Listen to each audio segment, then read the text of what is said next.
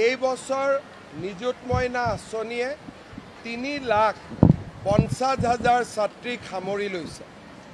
আজিৰ অনুষ্ঠানতে মই নতুন কৰি পলিটেকনিক আৰু ডিগ্ৰী থাৰ্ড ইয়াৰ বা 5th সেমিষ্টাৰত যিসকল ছোৱালীয়ে শিক্ষা গ্ৰহণ কৰিছে আৰু ITI যিসকল ছোৱালীয়ে প্ৰশিক্ষণ লৈছে তেওঁলোকৰ বাবেও নিযুত মইনা আঁচনি ঘোষণা কৰিছে।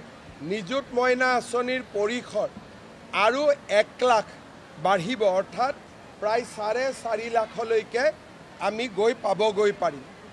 এই সুন্দৰ আঁচনিখনৰ শুভ আৰম্ভণি আজি অসমৰ প্ৰতিখন কলেজতে হৈছে, প্ৰতিটো স্থানত হৈছে। মন্ত্ৰী বিধায়কসকল উপস্থিত আছে।